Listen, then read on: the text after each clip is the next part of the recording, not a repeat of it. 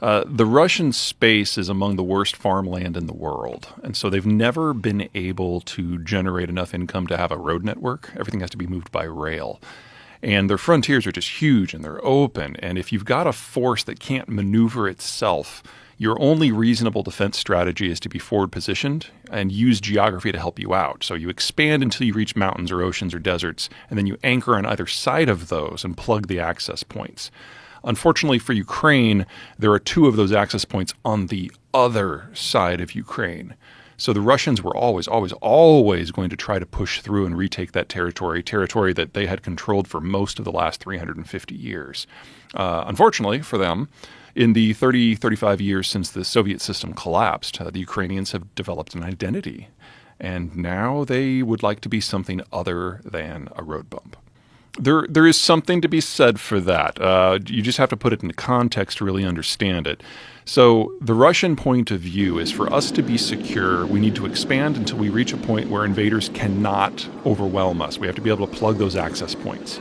But to give the Russians what they want, you have to sign over the future of Estonia, Latvia, Lithuania, Poland, Finland, the Czech Republic, Hungary, Slovakia, Romania, Belarus, Ukraine.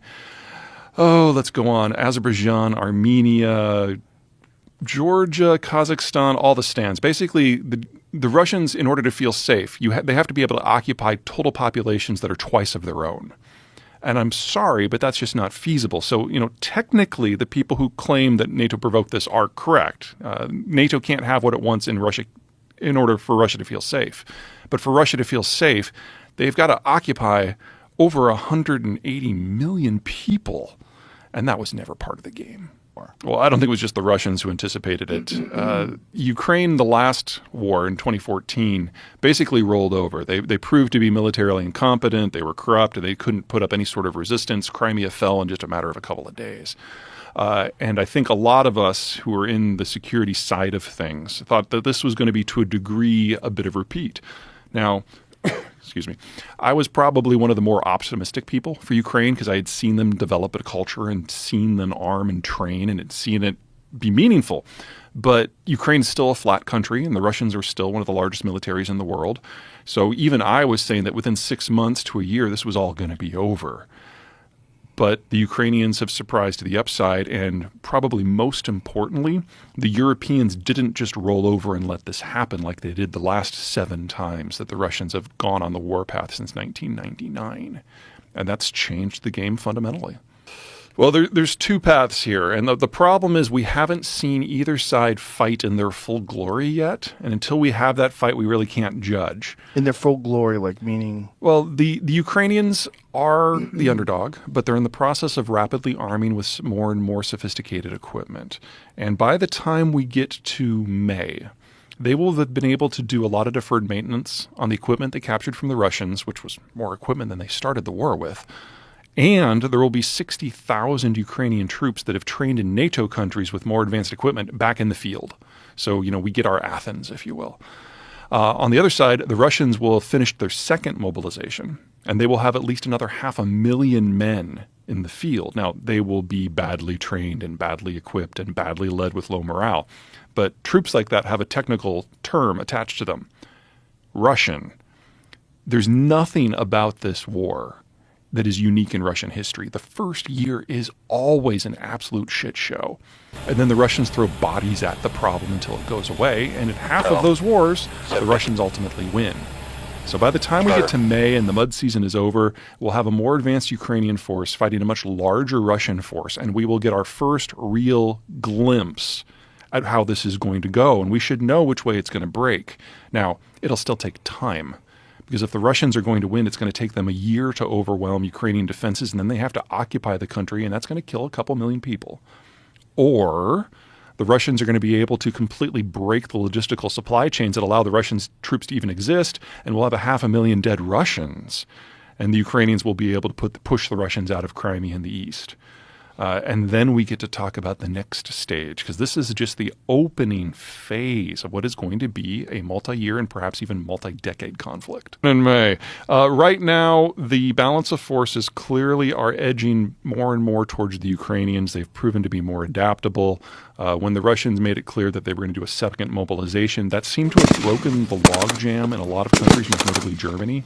And we now have armored vehicles up to and including some light battle tanks, which I know all the tankies out there are going to hate that term. But anyway, armored vehicles that have some serious firepower are going to be coming now. The Bradleys from the United States specifically. And that is it's a tool that the Ukrainians have not had. So every time the Ukrainians have achieved a tactical breakthrough, they can only push as far as their infantry can run. Now their infantry is going to be mobile. And in a war of movement to this point, the Russians have proven that they're absolutely incompetent. The guy who is the defense minister, Shoigu, he's arguably one of the least competent people on the planet, but he's a friend of Putin, and so he's been able to milk the Defense Department for everything. Best guess is that he has taken a third of the budget himself for procurement, and his flunkies have taken another third, so very little gets to the military itself. So it's corruption. Huge corruption. And that means no training, or if there is training, it's basically a parade.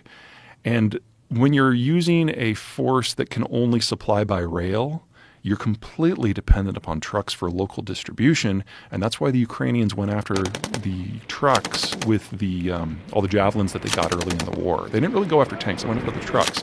And they've destroyed roughly 2,000, maybe 2,500 of them, and that has reduced the Russian military to going back to Russia, confiscating city buses and literally Scooby-Doo vans, and bringing them back to the front. And think of a Scooby-Doo van, now fill it full of artillery shells.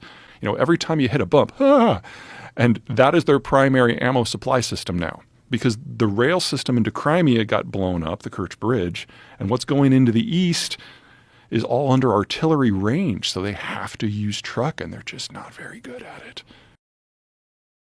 I've not been as concerned about the nuclear question as some folks, because there's really only 4 scenarios.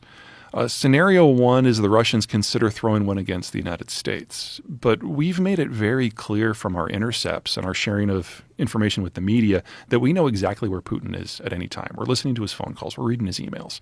And so he now knows very clearly that if he throws a nuke at the United States, we're going to throw one not at Russia, we're going to throw one at him. And there's no version of this where he survives. So he has tamped down the rhetoric quite a bit since last March. Option number 2, nuking Ukraine, that doesn't make sense. They want to occupy Ukraine. You don't want to have your troops in a place that's a radioactive wasteland. There may have been a case last year for nuking Poland and Berlin and Stockholm in order to disrupt the weapons flows into Ukraine. But after the battles of Izium and Kherson, the Ukrainians have more Russian gear now than they know what to do with. It's going to take them months to bring that all online. There's a lot of deferred maintenance that needs to be done. And so disrupting the weapons flows no longer is a critical issue because the weapons are already there. So the only scenario I can see where the Russians would seriously consider nukes is if Ukraine doesn't simply win, but decides to carry the fight across the border into Russia proper. In that scenario, where the very existence of the Russian government is threatened, that would probably change the math. But I don't find that likely without a significant shift in mindset in Washington, because we're not just providing the Ukrainians with the weaponry and the ammo, we're providing them with the intelligence and most of the steps of the kill chain. Without that, the weapons are really useless, especially at the moment. And the Ukrainians have no desire to run through that relationship.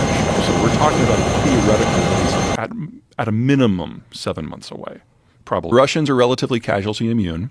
They fight in an area where they fight with numbers. They've never been technologically advanced versus their peers. They've always just thrown bodies at it. So there has never been a conflict in Russian history where they have backed out without first losing 500,000 men.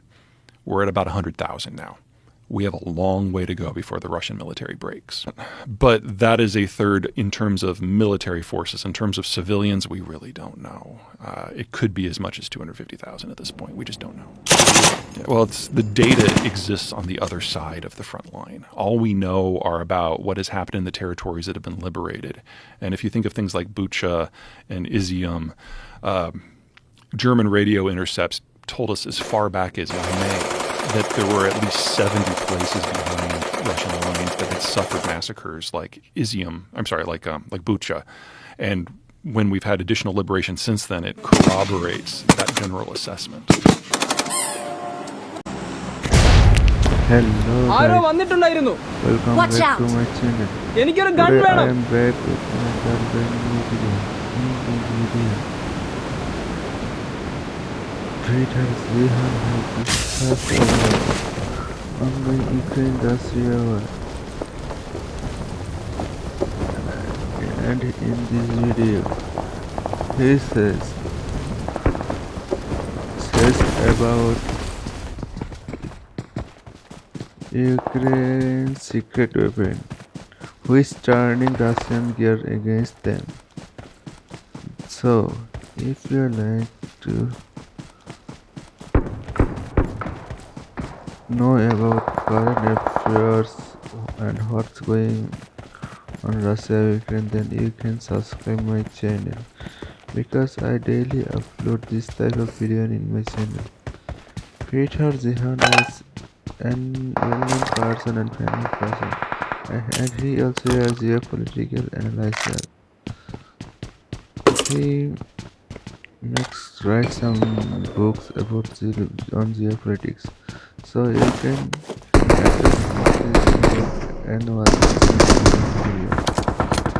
So I hope this video will be entertaining and informative for you. And if you think so, then you can subscribe and watch the full video.